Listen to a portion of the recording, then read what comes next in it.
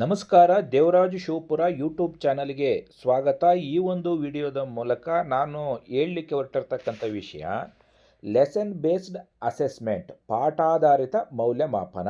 ಇದಕ್ಕೆ ಸಂಬಂಧಪಟ್ಟಂತೆ ಪ್ರತಿ ವಿಷಯಕ್ಕೆ ಸಂಬಂಧಪಟ್ಟಂತೆ DSCRT ಒಂದು ಪ್ರಶ್ನೆ ಕೋಟಿಯನ್ನು ರಚನೆ ಮಾಡಿ ತನ್ನ ವೆಬ್ಸೈಟ್ನಲ್ಲಿ ಅಪ್ಲೋಡ್ ಮಾಡಲಾಗಿದೆ.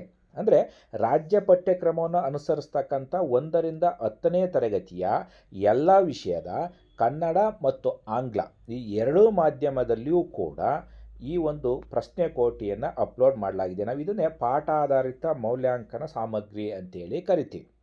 ಇನ್ನು ಮುಂದಿನ ದಿನಗಳಲ್ಲಿ ತರಗತಿ ಪ್ರಕ್ರಿಯೆ ಮತ್ತು ಮೌಲ್ಯಮಾಪನ ಪ್ರಕ್ರಿಯೆ ಈ ಎರಡಕ್ಕೂ ಕೂಡ ಈ ಪಾಠಾಧಾರಿತ ಮೌಲ್ಯಾಂಕನ ಸಾಮಗ್ರಿಗಳನ್ನೇ ಬಳಸಿಕೊಂಡು ನಾವು ವಿದ್ಯಾರ್ಥಿಗಳಲ್ಲಿ ಕಲಿಕೆಯನ್ನು ಉಂಟು ಮಾಡಲಿಕ್ಕೆ ಸಹಾಯ ಆಗುತ್ತೆ.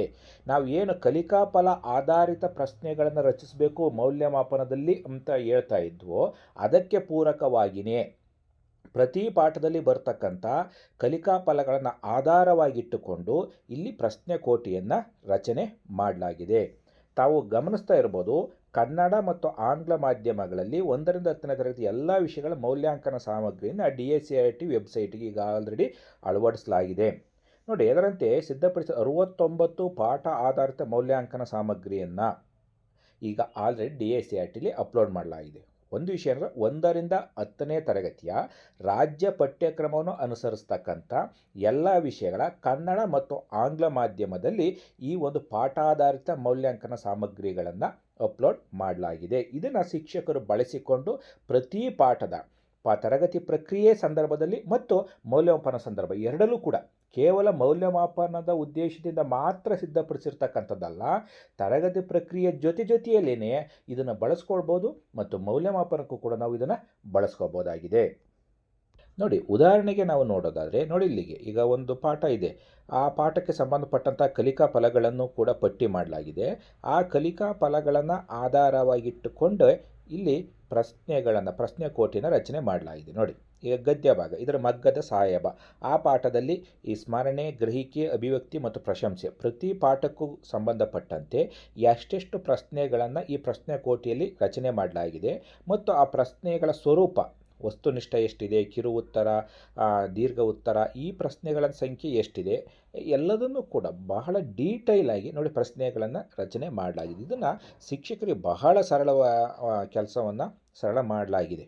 DSCRT ಇದನ್ನು ಬಹಳ ಸರಳ ಮಾಡಿಕೊಟ್ಟಿದೆ ಶಿಕ್ಷಕರಿಗೆ. ಹಾಗಾಗಿ ಈ ಪ್ರಶ್ನೆ ಕೋಟಿಗಳನ್ನು ಬಳಸ್ಕೊಂಡ್ಬಿಟ್ರೆ ತರಗತಿ ಪ್ರಕ್ರಿಯೆಯಲ್ಲಿ ಮತ್ತು ಮೌಲ್ಯಮಾಪನದಲ್ಲಿ ಮಕ್ಕಳಲ್ಲಿ ಕಲಿಕೆ ಇನ್ನೂ ಕೂಡ ಹೆಚ್ಚಿನ ಮಟ್ಟದಲ್ಲಿ ಉಂಟಾಗುತ್ತೆ ಅಂತಕ್ಕಂಥದ್ದು ಇಲಾಖೆ ಉದ್ದೇಶ. ನೋಡಿ, ಇವುಗಳನ್ನು ಈ ಪ್ರಶ್ನೆ ಕೋಟಿಯನ್ನು ನಾವು ಎಲ್ಲಿ ಡೌನ್ಲೋಡ್ ಮಾಡ್ಕೋಬೋದು? ಈಗ ಆಲ್ರೆಡಿ ಸಾಕಷ್ಟು ವಾಟ್ಸಪ್ ಗ್ರೂಪ್ಗಳಲ್ಲಿ ಶೇರ್ ಆಗ್ತಾ ಇದೆ. ಆದರೂ ಕೂಡ ಅಧಿಕೃತವಾಗಿ ನಾವು ಈ ಪ್ರಶ್ನೆ ಕೋಟಿಯನ್ನು ಎಲ್ಲಿ ಡೌನ್ಲೋಡ್ ಮಾಡ್ಕೋಬೋದು?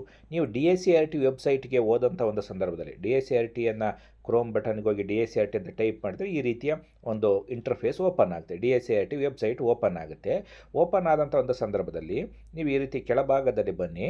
ಕೆಳಭಾಗದಲ್ಲಿ ಬಂದಂಥ ಸಂದರ್ಭದಲ್ಲಿ ಸೇವೆಗಳು ಮತ್ತು ಯೋಜನೆಗಳು ಅಂತೇಳಿ ಕಾಣ್ತಾ ಇದೆಯಲ್ಲ, ಅಲ್ಲಿ ಆ ಒಂದು ಟ್ಯಾಬ್ನಲ್ಲಿ ನೀವು ಇದನ್ನು ಒಂದು ಸ್ವಲ್ಪ ಸ್ಕ್ರೋಲ್ ಮಾಡಿದರೆ ಸಾಕು, ಕೆಳಭಾಗದಲ್ಲಿ ತಮಗೆ ಕಾಣುತ್ತೆ ಪಾಠ ಆಧಾರಿತ ಮೌಲ್ಯಾಂಕನ ಸಾಮಗ್ರಿ ಅಂತೇಳಿ.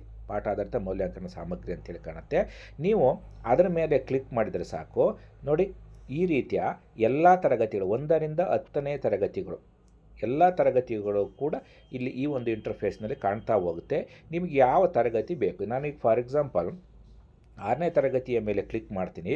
ನೋಡಿ, 6ನೇ ತರಗತಿಗೆ ಸಂಬಂಧಪಟ್ಟಂತೆ ಎಲ್ಲ ವಿಷಯಗಳನ್ನು ಕೂಡ ನೀಡಲಾಗಿದೆ. LBA ಅಂದರೆ ಲೆಸನ್ ಬೇಸ್ಡ್ ಅಸೆಸ್ಮೆಂಟ್, ಪಾಠಾಧಾರಿತ ಮೌಲ್ಯಮಾಪನ, ಕನ್ನಡ ಪ್ರಥಮ ಭಾಷೆ, ಆಂಗ್ಲ, ಹಿಂದಿ ತೃತೀಯ ಭಾಷೆ. ನಂತರ ನೋಡಿ, ಕನ್ನಡ ಮತ್ತು ಆಂಗ್ಲ ಮಾಧ್ಯಮ, ನೋಡಿ ಗಣಿತ ಕನ್ನಡ ಮಾಧ್ಯಮ, ಇಂಗ್ಲೀಷ್ ಮಾಧ್ಯಮ, ವಿಜ್ಞಾನ ಕನ್ನಡ, ಇಂಗ್ಲೀಷು, ಸಮಾಜ ಕನ್ನಡ, ಇಂಗ್ಲೀಷ್ ಎರಡೂ ಮಾಧ್ಯಮದಲ್ಲಿ ಕೂಡ 1ರಿಂದ 10ನೇ ತರಗತಿಯ ಕನ್ನಡ ಮತ್ತು ಇಂಗ್ಲೀಷ್ ಎರಡೂ ಮಾಧ್ಯಮದ ಎಲ್ಲ ವಿಷಯಗಳಿಗೆ ಸಂಬಂಧಪಟ್ಟಂಥ ಪ್ರಶ್ನೆ ಕೋಟಿಗಳು ಇಲ್ಲಿ ಲಭ್ಯ ಇರ್ತವೆ. ನಮಗೆ ಯಾವುದಾದ್ರು ಒಂದು ವಿಷಯದ ಬೇಕು ಅಂದರೆ ನೀವು ಅದರ ಮೇಲೆ ಕ್ಲಿಕ್ ಮಾಡಿದರೆ ಸಾಕು, ಈ ರೀತಿ ಅದು ಓಪನ್ ಆಗ್ತಾ ಹೋಗುತ್ತೆ. ನೀವು ಅದನ್ನು ಡೌನ್ಲೋಡ್ ಮಾಡಿಕೊಂಡು ನಿಮ್ಮ ತರಗತಿ ಪ್ರಕ್ರಿಯೆ ಮತ್ತು ಮೌಲ್ಯಮಾಪನದಲ್ಲಿ ಇದನ್ನು ಬಳಸ್ಕೋಬೋದಾಗಿದೆ. ಆದಮೇಲೆ ನೀವು ಇದುವರೆಗೂ ಕೂಡ ದೇವರಾಜು ಶಿವಪುರ ಯೂಟ್ಯೂಬ್ ಚಾನಲ್ಗೆ ಸಬ್ಸ್ಕ್ರೈಬ್ ಆಗಿಲ್ಲ ಅಂದರೆ ಸಬ್ಸ್ಕ್ರೈಬ್ ಆಗಿ, ವಿಡಿಯೋವನ್ನು ಲೈಕ್ ಮಾಡಿ ಮತ್ತು ಇದರ ಲಿಂಕನ್ನು ನಿಮ್ಮ ಸ್ನೇಹಿತರಿಗೆ ಮತ್ತು ಬಂಧು ಮಿತ್ರರಿಗೆ ಶೇರ್ ಮಾಡಿ. ಧನ್ಯವಾದಗಳು.